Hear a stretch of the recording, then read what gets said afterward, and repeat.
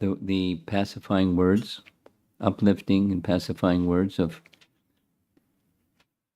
Grandfather Bhishma, he then wants to know, if I'm to rule, then on what basis should I rule?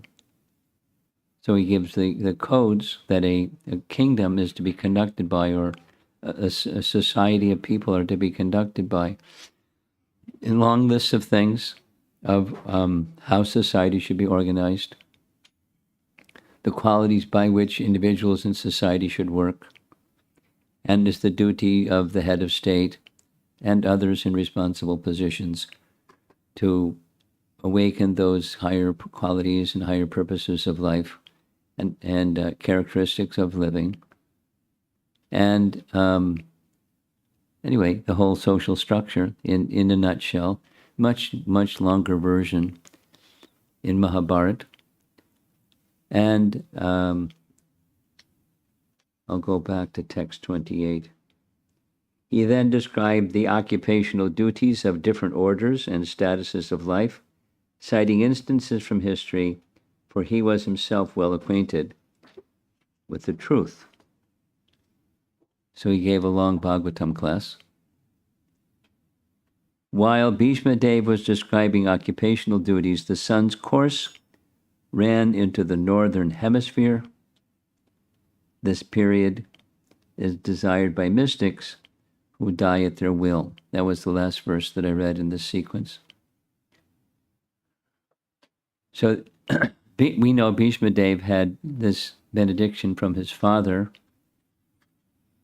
which means his father was a very powerful person. What father can give a benediction to his son?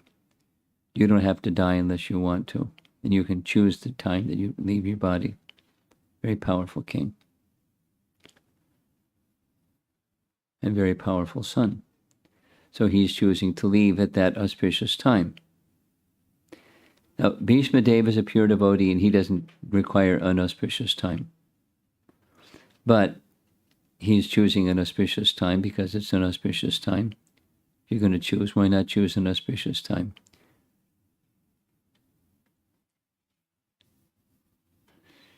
Our founder, Acharya Srila Prabhupada, it's not that he didn't know about calculating, the value of calculating auspicious timings, but he did things on a transcendental platform, in part because he had short duration to remain, and his main emphasis was not teaching us astrology and all of those other calculations, but dependence upon Krishna. And so he would do things and choose when to do things according to the circumstance without waiting for the auspicious time. Similarly, Grandfather Bhishma could have left at any time, and it was transcendental. But he's setting an example here. So when the sun, the Sanskrit, Uttarayana, the period when the sun runs on the northern horizon, or when the sun ran into the northern hemisphere. So when the sun starts to move in that northerly direction, meaning Makara Sankranti. So that's when he was ready to depart. Thereupon that man, this is text 30, that man who spoke on different subjects with thousands of meanings, and who fought on thousands of battlefields and protected thousands of men, stopped speaking. And being completely free from all bondage, withdrew his mind from everything else and fixed his wide open eyes upon the original personality of Godhead, Sri Krishna, who stood before him four-handed, dressed in yellow garments that glittered and shined. And it's a long purport with a lot of facts, numbers. Prabhupada is going to paraphrase Bhagavad-gita chapter 8, verses 5 through 15. In the momentous hour of leaving his material body, Bhismadeva set the glorious example concerning the important function of the human form of life. In italics, the subject matter which attracts the dying man becomes the beginning of his next life.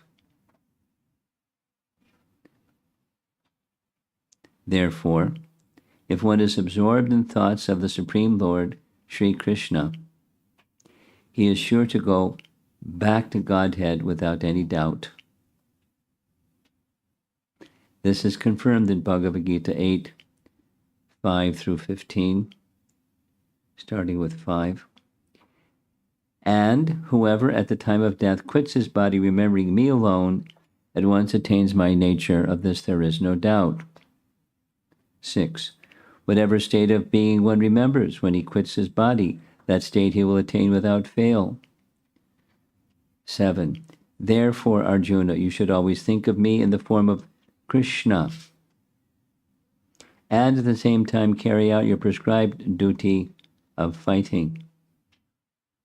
With your activities dedicated to me, and your mind and intelligence fixed on me, you will attain me without a doubt. 8. He who meditates on the Supreme Personality of Godhead, his mind constantly engaged in remembering me, undeviated from the path, he, O Partha, is sure to reach me. 9. One should meditate upon the Supreme Person as the one who knows everything, as he who is the oldest, who is the controller, who is smaller than the smallest, who is the maintainer of everything, who is beyond all material conception, who is inconceivable, and who is always a person. He is luminous like the sun, and, being transcendental, is beyond this material nature. 10. One who, at the time of death, fixes his life air between the eyebrows, and in full devotion engages himself in remembering the Supreme Lord, will certainly attain to the Supreme Personality of Godhead. 11. Persons learned in the Vedas who utter Omkar, and who are great sages in the renounced order, enter into Brahman, desiring such perfection one practices celibacy. I shall now explain to you this process by which one may attain salvation. 12. The yogic situation is that of detachment from all sensual engagements, closing all the doors of the senses and fixing the mind on the heart and the life air at the top of the head. One establishes himself in yoga. 13.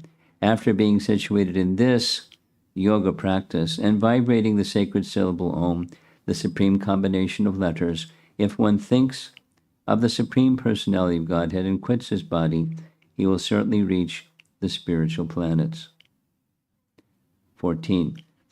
For one who remembers me without deviation, I am easy to obtain, O son of Pritha, because of his constant engagement in devotional service. And the final, 15. After attaining me,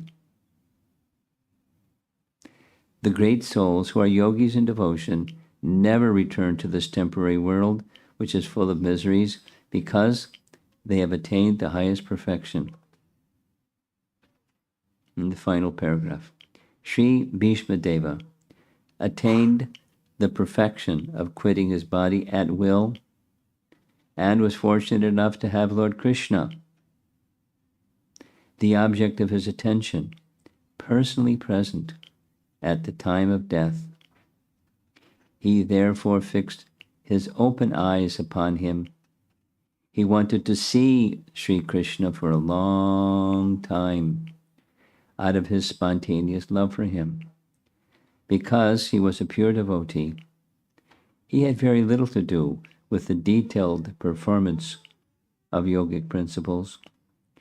Simply, bhakti yoga is enough to bring about perfection. Therefore, the ardent desire of Bhismadeva was to see the person, in italics, of Lord Krishna, the most lovable object. And by the grace of the Lord, Sri Bhismadeva had this opportunity at the last stage of his breathing. Now there's some prior verses where Bhismadeva states it's almost the same thing, the great fortune that he had and the supreme kindness that Krishna had by coming before him at this final stage of his life. Bhismadeva, in many cases, throughout his life, was serving Krishna in separation. Well, many devotees during Krishna's pastimes were serving Krishna in separation. Because how often there are circumstances, but not so many, where he was in Krishna's presence serving Krishna, but he was always in Krishna's service, absorbed in the thought of Krishna, and his rasa, we find from scripture, is dasya. Although he's very elderly and etc., one of the great Mahajans, vastly learned, powerful warrior, etc., etc., etc., his mood was dasya rasa, and he was naturally always thinking of Krishna. Again, serving in separation. So he was feeling himself most fortunate.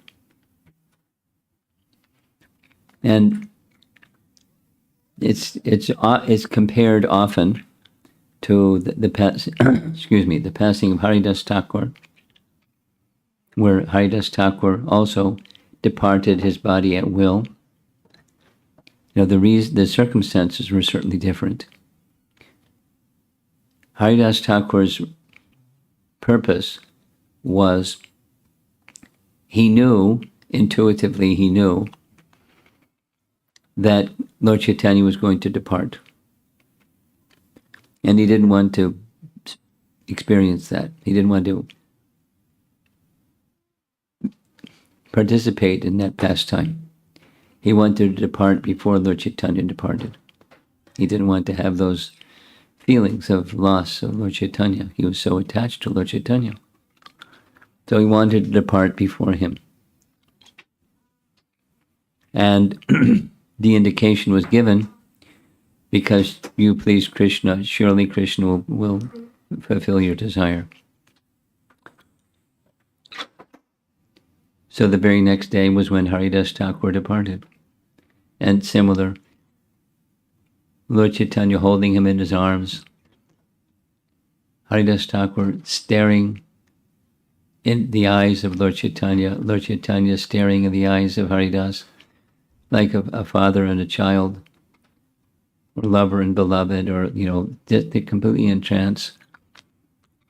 And with rousing kirtan, he left his body. So the circumstance is different, but the principles are somewhat similar. He wants to fix his mind. And one can fix one's mind without having the Lord before one. But it's what good fortune, because the Lord and the thought of the Lord are not different, and the thought of the form of the Lord and the form of the Lord are not different. But here he is, coming before Grandfather Bhishma, knowing what Grandfather Bhishma intends to do, knowing that because he's the omniscient Supreme Lord, knowing Bhismadeva's desire to see him. So along with him comes the Pandavas, because much like Duryodhana had said, he wasn't very enthusiastic to kill the Pandavas. although he was the general in charge of the army against the Pandavas. But he actually wanted the Pandavas to be victorious. He knew that Duryodhana was a rascal. But on some pretext,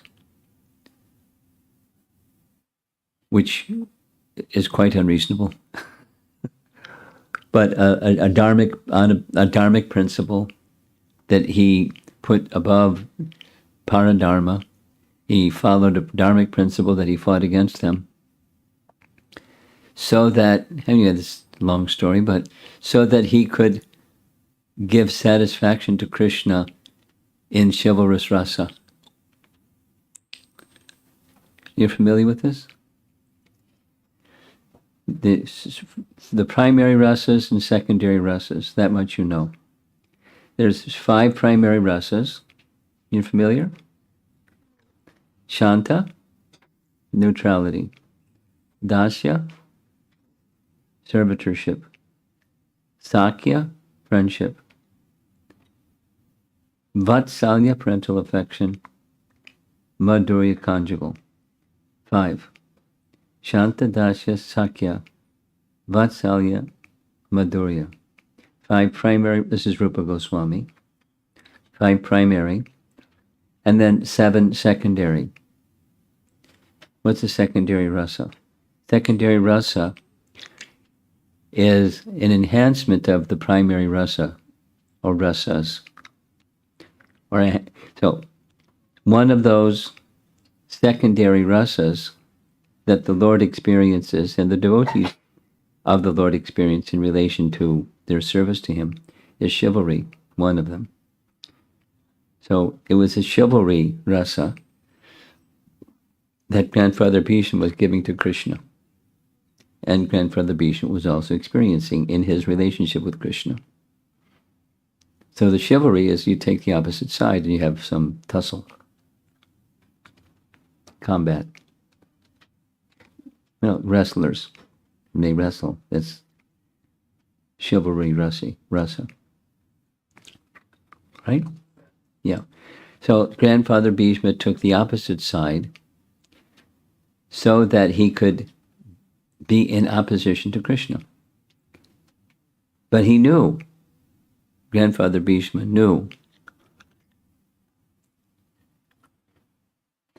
that Krishna would protect his devotee as a principle that's more important to him than another principle, which Krishna observes and Kshatriyas observe and people of virtue observe. And that principle is they keep their word. You give your word, you keep your word. You're true to your word. You know, Kshatriyas especially, but Brahmanas and Kshatriyas, you give your word, you keep your word. Krishna placed something above that. What's that something? Bhakta Vatsala. You know the meaning? He's affectionate to his devotee. It's a long narration, but make it really short because it's a long narration.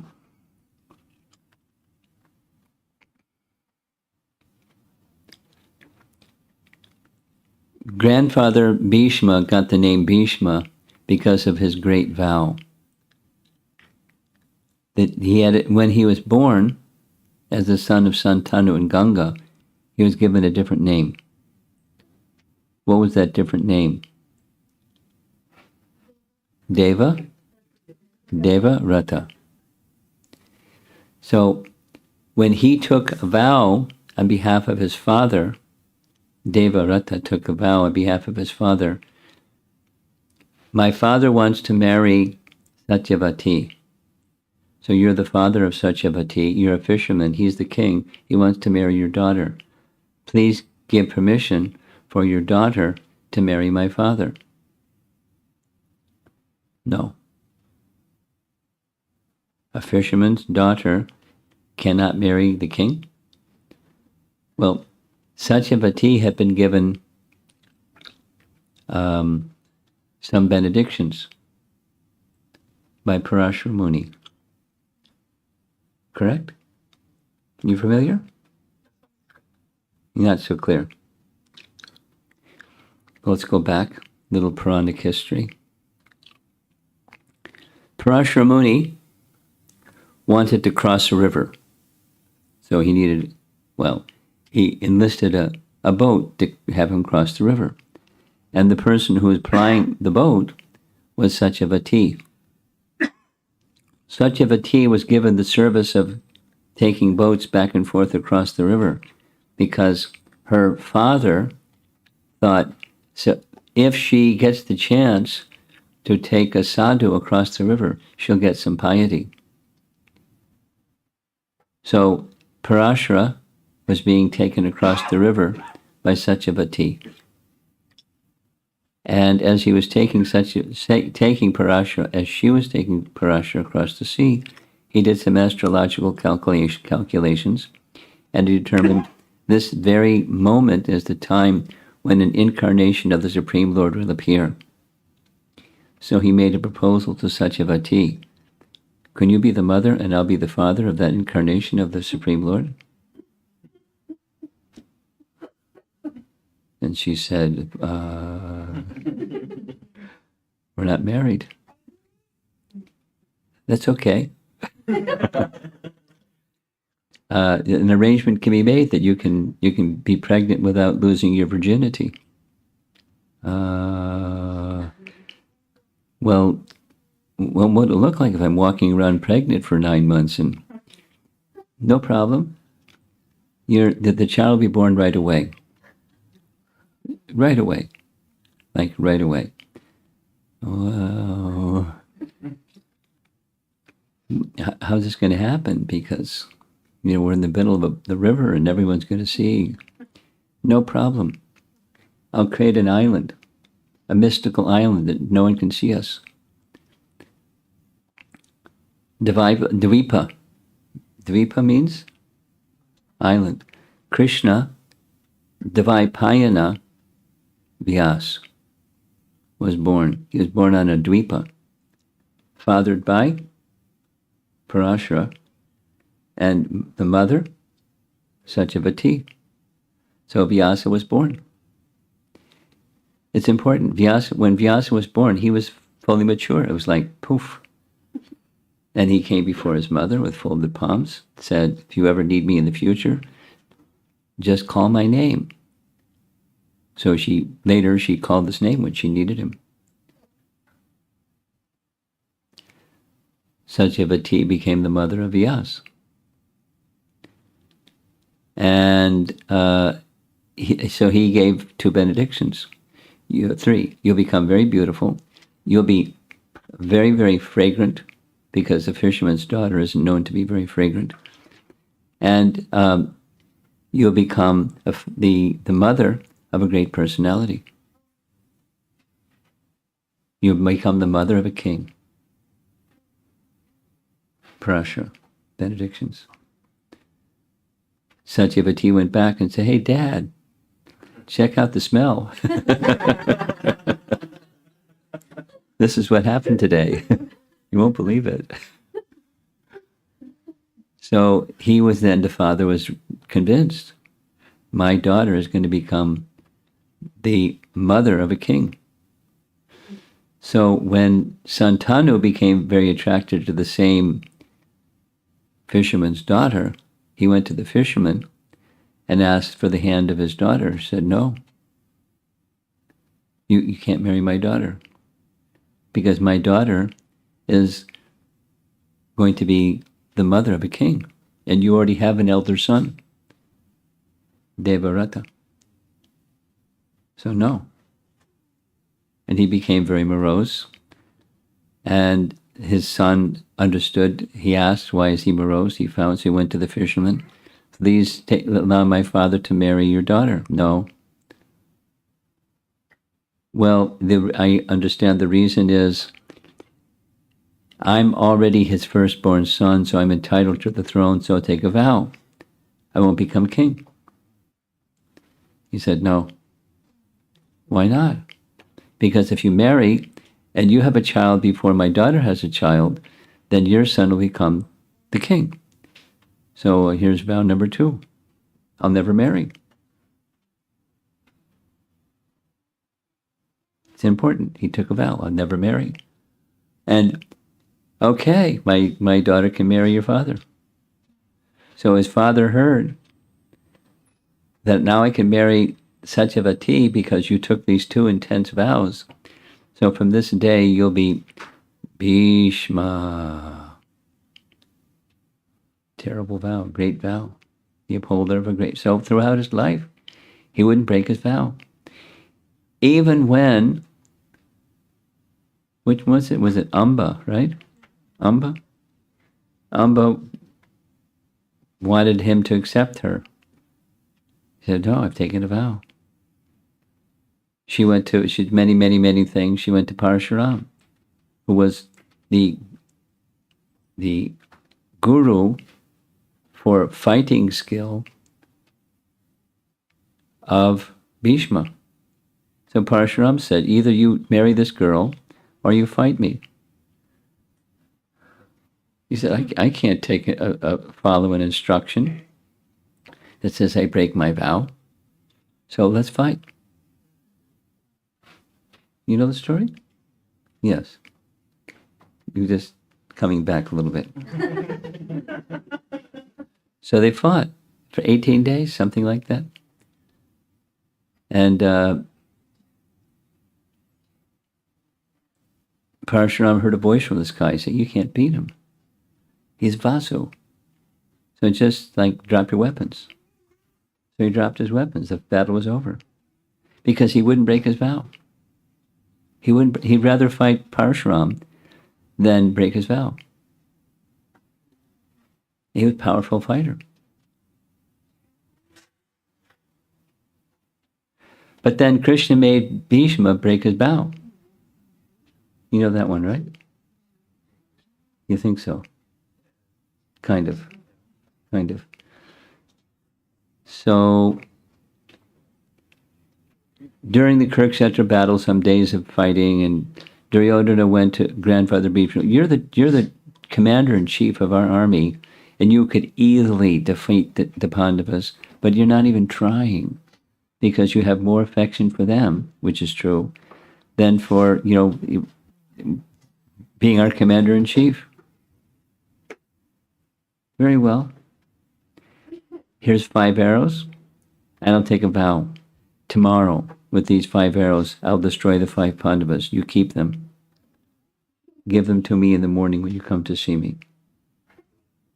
You know the story. Now it's ringing a bell? Better? So what happened? At Krishna knew. He said, Arjun, you remember when Duryodhana gave you a pledge? You saved his life from a Gandharva, and he was so grateful that he said, you take any wish you want, and it's yours. Just ask. But you didn't ask. Remember, Arjuna? Now's the time. Go ask. Ask for the 5 arrows. So the next morning, when Duryodhana came to pay his respect to grandfather Bhishma, guess what? He didn't have the 5 arrows. Bhishma said, where are those 5 arrows? Arjuna came and asked me. I had to give in charity to grandfather Bhishma, or to Arjuna. Immediately Bhishma understood, this is Krishna's work. I, who have never broken my vow, have broken my vow by Krishna's trick. Therefore, I'll take another vow, that before the sun sets today, I will kill Arjuna, or Krishna will break his vow. Chivalry, secondary rasa. Remember? Primary, dasya. But he wants, he knew what Krishna would do. Krishna would break his vow to not fight. His vow was to not fight. But he was ready to fight, to protect. So, that was, there's other parts to the secondary rasa of chivalry of grandfather Bhishma. There's many, many layers of so many things. But he, a very intimate devotee of Krishna. So as mentioned, he didn't, as Prabhupada is saying here, he didn't need to do any, mystic yoga process, etc., etc. He knew how to do it. He didn't need to do it, but he did it. It's something like, it's not the same, but it's something like in the 10th canto of the Srimad Bhagavatam, when Narada Muni hears that Krishna had married 16,100 queens, along with the other 8 that he had already married, he was really curious. I want to go visit Dwarka and see what's going on over there. So he paid a visit to Dwarka and went palace to palace to palace to palace, and he experienced that many Krishnas in that many palaces doing different things during the same time of the day, although it appeared to be at different times of the day. You follow? So the next chapter describes Krishna's daily activities, what he did each morning, and then etc., etc. So one of the things that Krishna did every morning, he did many things every morning, but one of the things is he performed the yagyas propitiating the demigods. What? Could you say that again? Every morning, Krishna performed yagyas propitiating the demigods. But wait a minute, he's the Supreme Lord, and not only that, he says in Bhagavad-gita, this is for less intelligent. So why is he doing that? It seems like that's what people, Yadhyaracharachi Shresh says, Tadevi Torojino, so if you do that, then people are going to do that. So why is he doing that? And he's saying it's for less intelligent. Well, it's in the Vedas, and he's setting standards. Even it's in the Vedas, those indirect methods have a purpose. The purpose is elevation and bringing one to the stage, qualifying one, potentially at least, to come to the stage of direct. That's the purpose of the indirect. It's abundantly described in the Bhagavatam. Indirect is meant to bring one to direct. That's the purpose. So he did it. And not the same, but in a similar way. Bhismadeva doesn't need to do mystic yoga, but he did it. Because that is a process, all these verses from the 8th chapter of Bhagavad-gita, it's how yogis can achieve the supreme. Now there's the direct, and then there's this less than direct. But the less than direct is also, ultimately requires full dedication to the personality of Godhead, but the approach may be different.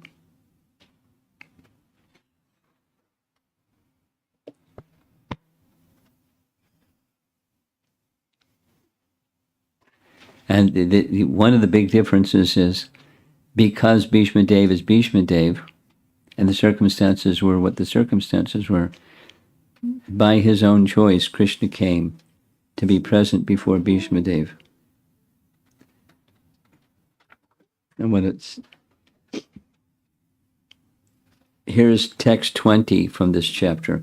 O king, Bhismadeva speaking to Yudhisthira, that personality whom, out of ignorance only, you thought to be your maternal cousin, your very dear friend, well-wisher, counselor, messenger, benefactor, etc., is that very personality of Godhead, Sri Krishna. Being the absolute personality, he is present in everyone's heart. He is equally kind to everyone. He is free from the false ego of differentiation. Therefore, whatever he does is free from material inebriety. He is equibalanced. Yet, despite his being equally kind to everyone, he has graciously come before me while I am ending my life, for I am his unflinching servitor. The personality of Godhead who appears in the mind of the devotee by attentive devotion and meditation and by chanting of the holy name releases the devotee from the bondage of fruitive activities at the time of quitting the material body. So he's giving, this is topics related to attaining the Supreme. And, you can attain the Supreme during your lifetime, and you can consciousness-wise cultivate that consciousness and then attain the Supreme based upon whatever yam yam vapi smaram, the same chapter 8 verse, whatever the mind is fixed on at the time of death.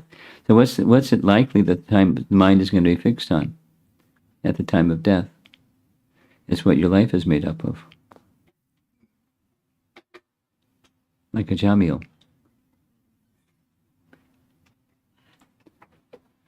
I've told this story a few times. I'll tell it again. Some years ago,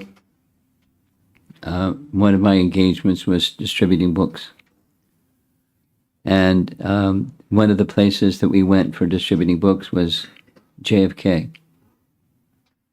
And when we went to JFK, it was not legal, but we snuck around anyways. We went through, through all the terminals in JFK. And there were 2 or 3 of us that went, and during a certain period of time, there was just me. So I just would go alone, take the F train to the A train, the A train to the end of the line, and then the Q10 bus to the airport. And then going back home, it was Q10 bus to the end of the F train, end of the A train to the F train. So you had to switch from the F to the A, or the A to the F. So one evening coming back, I got off the A train to get the F train to go to the temple, and there was a man stretched out on the subway platform, and he was dying. There was a crowd of people around the dying man. And, "Hey man, what do you want?" It was like his last words. "I want a cigarette." Get the guy a cigarette, get the guy a cigarette. So they lit a cigarette. He couldn't even hold his hand to his mouth, so they had to put the hand to his mouth, light cigarette. "What else do you want?" "I want Susie." There he went away. Left his body, wanting Susie, smoking a cigarette.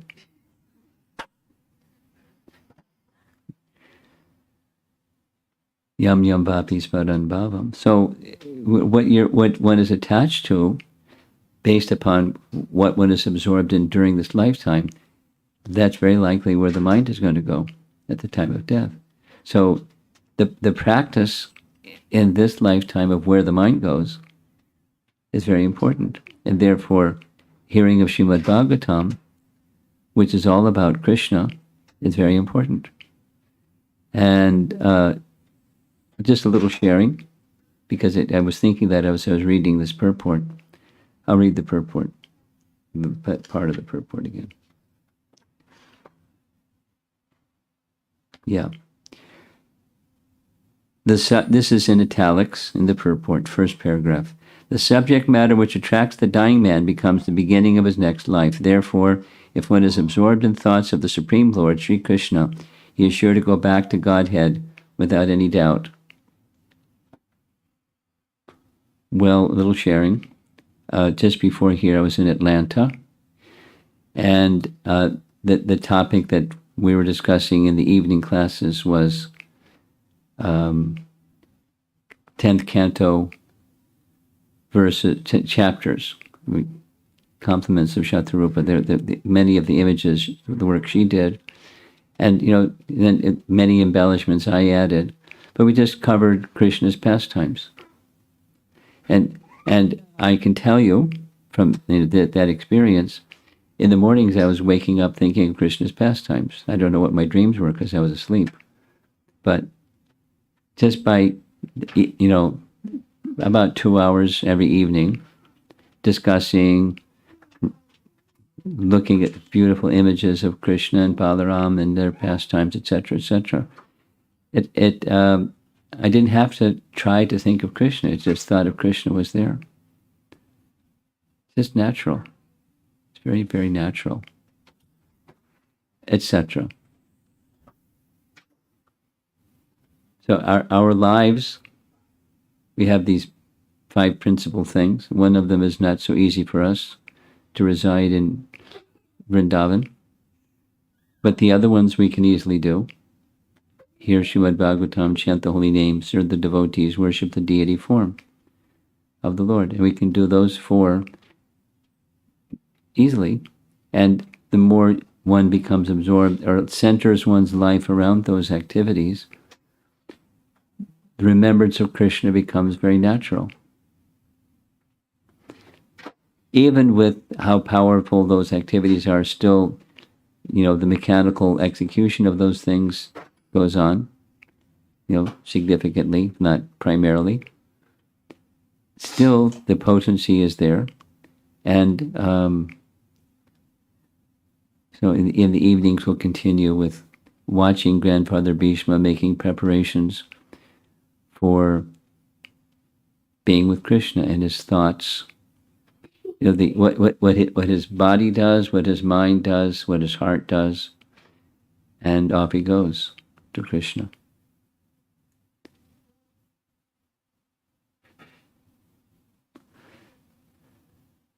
Okay, let's see if there's some discussion.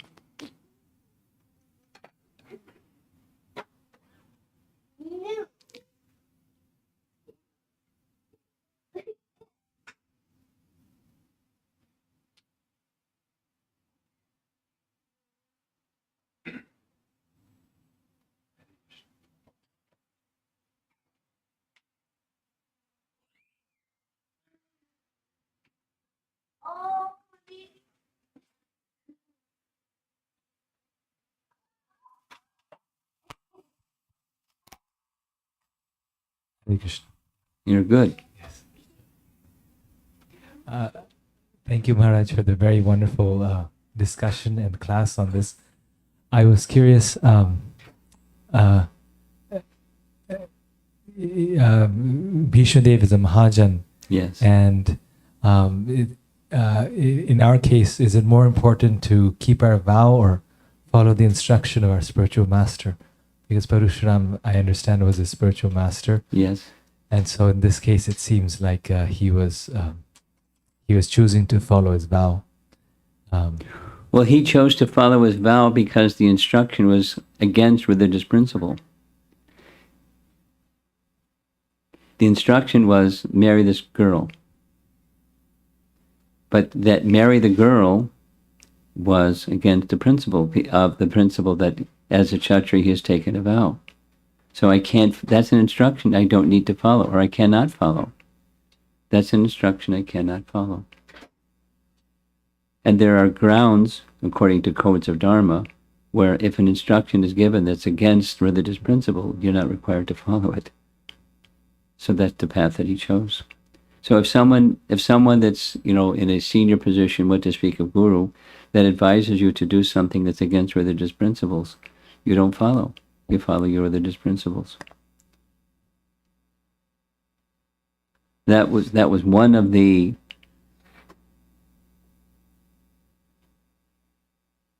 lessons in that whole exchange. We're not obliged to follow something that's against religious principles or against religious principles. And for a Kshatriya to uphold this vow is a religious principle. It's a principle to live by. That's my understanding. So if you're a spiritual master, if let's say something unlikely, but supposing if you've taken a vow to chant 16 rounds and your spiritual master says, I hereby give you authorization that today is Rath Yatra and you just do Rath Yatra. So that's another instruction. So you set that one, you follow that instruction. Although, wait a minute, I took a vow that said I'll chant 16, now that's not a very good example. There must be a better example. But if an instruction is given, then that becomes another principle to follow.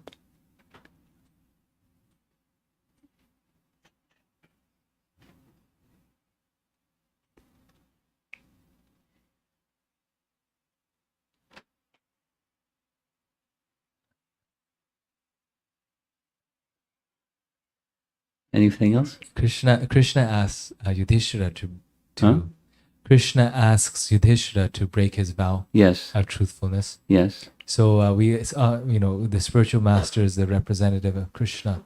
So do they not have the liberty to tell us to break our vow?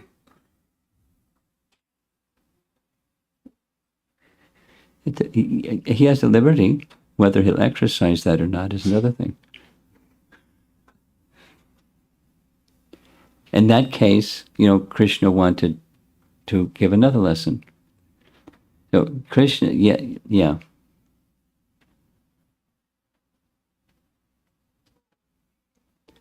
Krishna has that prerogative. The spiritual master, as a representative of Krishna, has similar prerogative, but one has to be very careful when exercising such prerogative. Can you think of some other example? Bali Maharaj is there and Shukracharya. So, but in this case, like Parashuram is perhaps was Bhismadeva seeing that this is a pastime, because Parashuram is Krishna also in some ways. He's one of the Dashavatars. Yeah. I heard somewhere that the one instruction that you are allowed to disobey is of the spiritual master is to get married. And so therefore he knew that was, but I don't know if there's a Shastric source to that. I've heard that also. Yes. No, that's a good one. The 4 Kumaras were asked to marry. They said, no, thanks.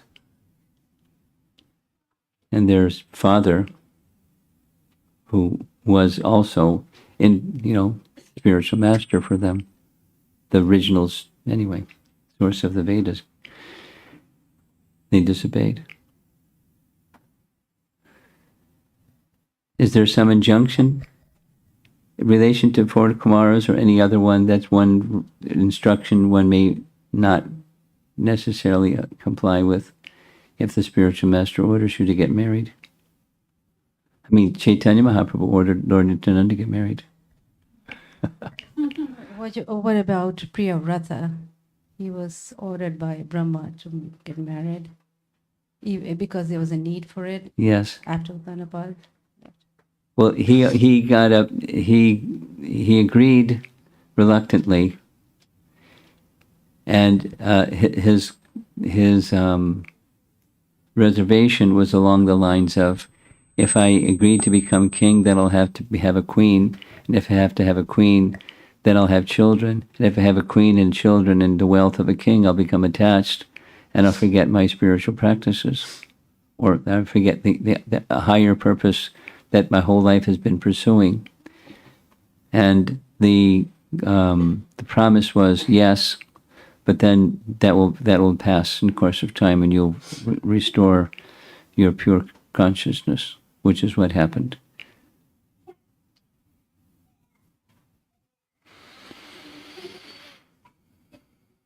Okay. Churning of topics of Srimad Bhagavatam.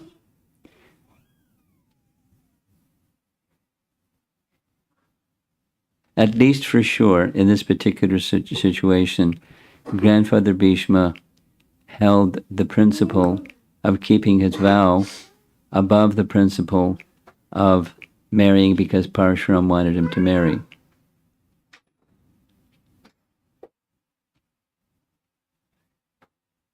And then, there's other things that one can say. When one is on such a platform as Bhismadeva was, there were all kinds of other things that were in store for Amba to, do what Amba did and take the role that she played in the Mahabharata, in the Kurukshetra battle, etc. So when one is a pure devotee, then the rule is Yogamaya rules and dictates what one does and doesn't do, and remembers and doesn't remember, and so forth.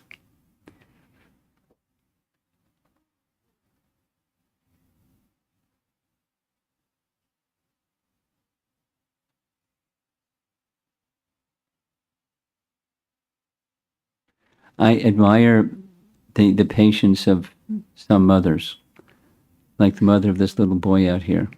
You have amazing patience, and he is testing your patience at every moment.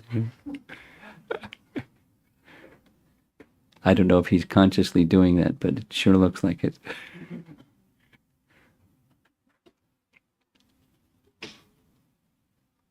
Okay. Anyone else?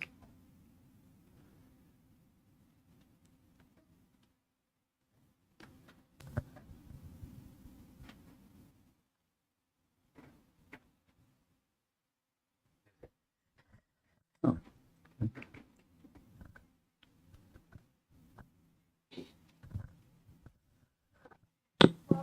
Hare Krishna Guru Maharaj. This in this verse we see that Bhismadeva was seeing Lord's form, four-handed form. Yes. Was he the only one who was able to see that form because he desired so, or was it visible to everyone present there? I'm not sure what your question is. Is your question, were others seeing a two-handed form and he only was Yes. seeing a four-handed form? That's what Yes, your question yes. is? I think we'd have to do a little polling and survey and find out. In principle, Krishna reveals a form corresponding to one's devotion. And that certainly was the mood of Grandfather Bhishma. But we don't, for example, we don't see when Krishna's raising the chariot wheel of Arjuna, it wasn't with four arms.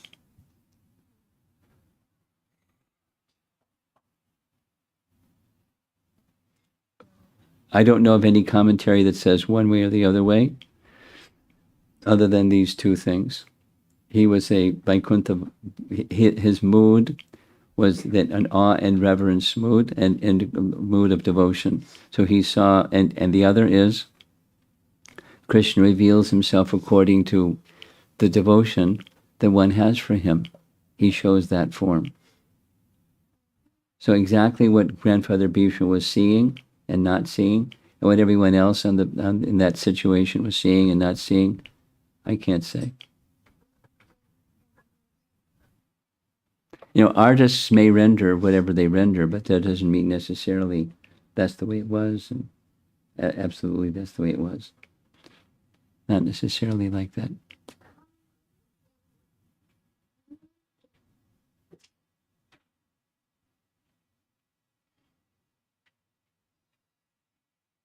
Okay. Question from Sri Radhika Mataji. I understand that Bhishmadev is a Vasu. So, is grandfather Bhishma an eternal associate of the Lord who has counterpart in Lord Chaitanya's Leela? The Vasus it's two short sentences, but I don't understand how they're connected. Vasus do not have a part in Lord Chaitanya's Leela.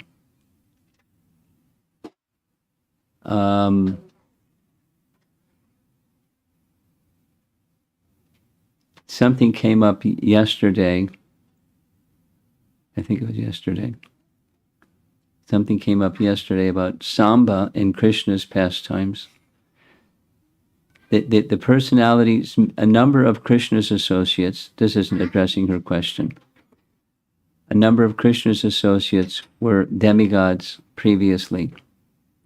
For example, Samba was Kartikeya, and Uddhava was a Vasu. Now that doesn't answer her question. Her question is, was Grandfather Bhishma also present in Gaura Leela? That's her question. And it's disconnected. I don't see the connection with it because he was a Vasu. And I'd have to look it up to see if any of Lord Chaitanya's associates were Bhismadeva. Does anybody here know? My computer will know. Has a good memory. but I'll report to you privately. You know, when I get back, I'll look that up. Gorgo Nadesh Dipika. You can look. Something else? Okay. Yes? Hare Krishna Guru Maharaj. Somewhere I heard that when Bhishma left his body, he didn't go to Vaikuntha, he went to heaven. Is that true? I'm not well read in Mahabharata by any means. And what it says in Mahabharata, I don't know because I'm not well read in Mahabharata. But what the Bhagavatam says is he's went back to Godhead. He's with Krishna. He's a pure devotee with Krishna. Now, in a different but similar manner, the Pandavas had to see hell and then went to heaven. The detail is Indra showed them a pseudo hell and then heaven. But, you know, they went back to Godhead. The Bhagavatam says they went back to Godhead in their self-same bodies.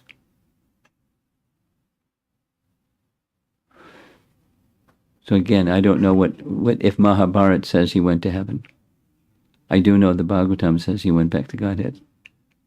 He went directly to Krishna. I had the same question, Maharaj, as to whether he went to Vaikuntha or to Golok Vrindavan. Oh, not Goloka Vrindavan. My understanding is Grandfather Bhishma. You know, when we say Krishna, now there are different aspects of Krishna, but he Bhismadeva, his Ishtadev was Narayana. No, he's a worshiper of Krishna. He's Krishna's devotee, but there are different features and aspects of Krishna. That's my understanding as he went to Vaikuntha. And he was, as we heard over here, attracted to the four-arm form. So if he had his secondary rasa was chivalry and his primary rasa was dasya, then is it so? In case of Arjuna, his rasa was also a friendship and chivalry, maybe? No, No, not really. chivalry specifically because Bhishma was secondary rasas come and go. Primary rasas don't come and go. It's Sthayi Bhav. Dasya. Sthayi Bhav. And then secondary come and go. So Arjuna didn't take opposition to Krishna. There's no chivalry between them. But there was chivalry, let's say, when cowherd boys in Vrindavan would wrestle with Krishna. They're his friends, sakhas. But then they would wrestle. So then that's chivalry. But the primary rasa is friendship. And sometimes. But it's, Sthayi Bhav is steady.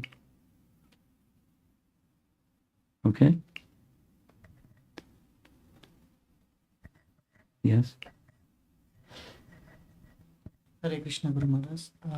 My question is about when the different scriptures talk about different things, like maybe kind of somewhat contradictory. Destinations are different, Yeah, like in that? this case, yeah.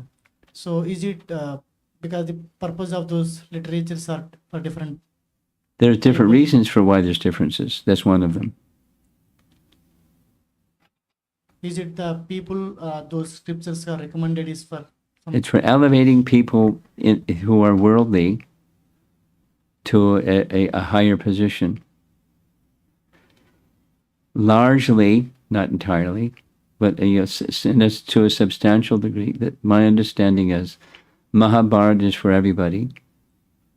Not necessarily well-educated everybody, but to elevate people to bring their attention to the Supreme and also to teach virtue versus vice.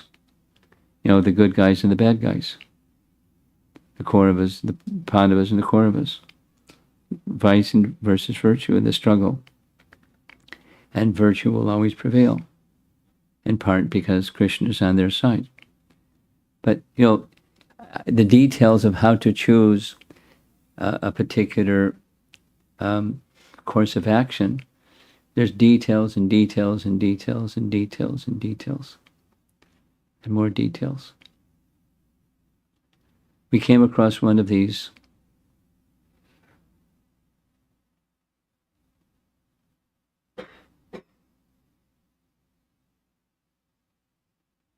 trying to recall.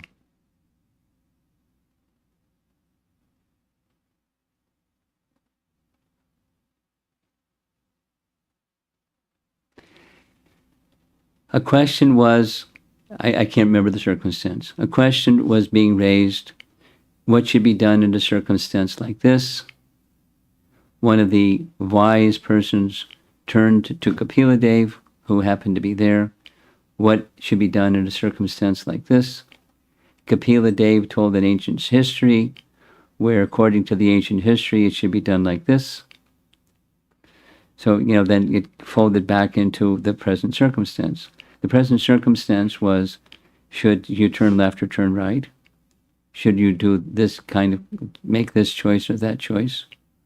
And then the conclusion was, based upon principles of dharma, illustrated in ancient times by such and such, then this is what should be done. So there's a lot of that, kind of vague because I don't have the particulars in my mind. But there's principles of how to live dharma. And persons who live a dharmic life, they achieve heaven. And those that don't achieve hell. So because of the mistakes of the Pandavas, they had to see hell, but they were actually, when they went to heaven, because they were so virtuous. And then the Bhagavatam is teaching transcendence. That was, at the end of this purport.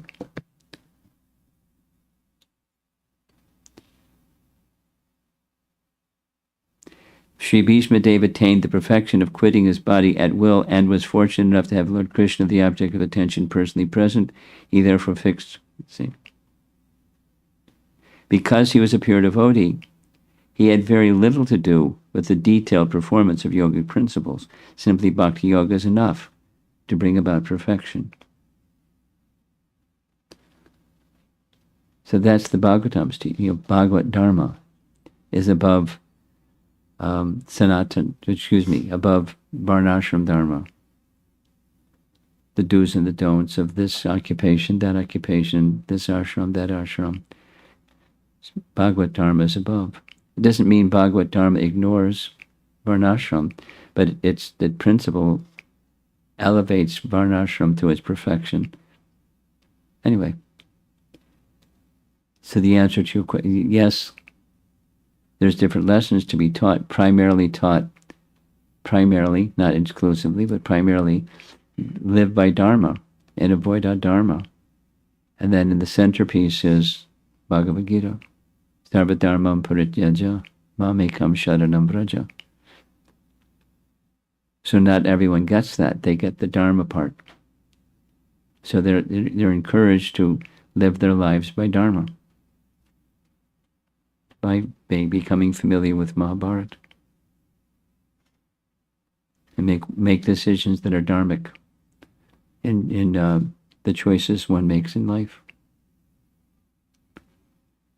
So there's some contradictions because of a different emphasis.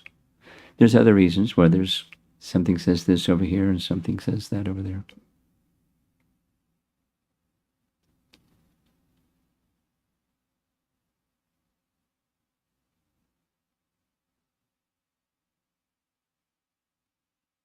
One of the common ones is, in this place it's describing this day of Brahma, and in that one it's another day of Brahma. So Kalpabheda. Differences sometimes come down to that.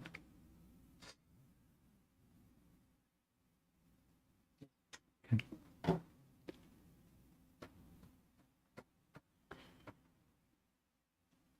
You're playing your drum on your knee. Anything? You want to add anything here? Okay, go ahead.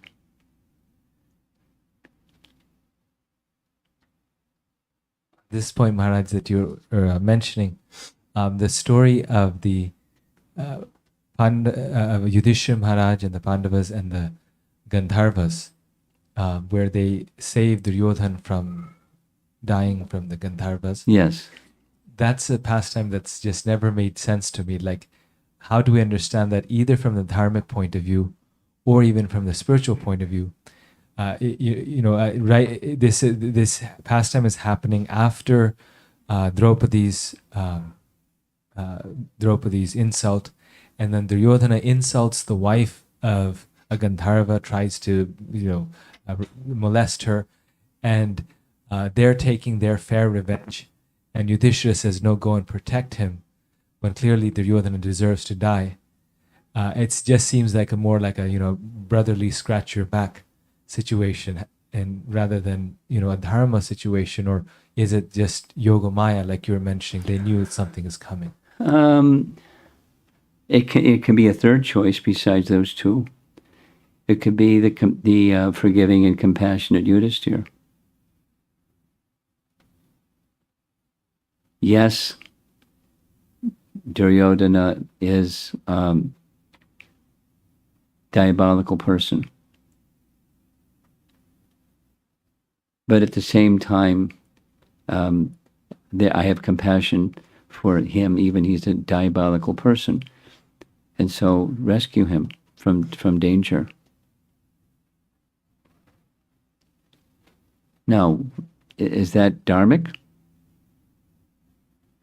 Should one, is it, or is the other dharmic? He's just like, he deserves it, so let him get it because he deserves it. You just stand back and let somebody get slammed because they deserve it. That's how you roll the dice. And that's when it comes out. So take your medicine. He's compassionate. My sense is he's compassionate and forgiving. So help him. Now, is there an element of yogamaya? Sounds like it. Because by doing so, then Duryodhana did, you rescued my life, please take some benediction from me. And it became very useful later on. It's part of a bigger drama. So some element. That's my sense. One of the best ways,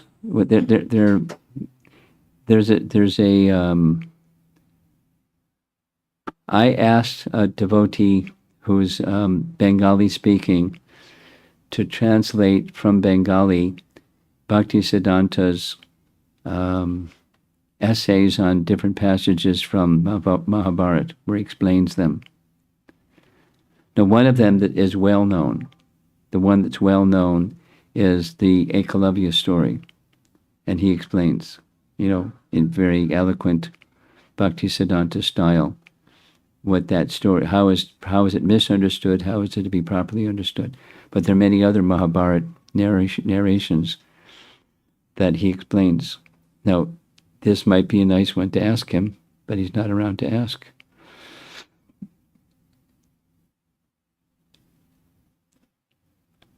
So then we're left to, to the best of our capacity.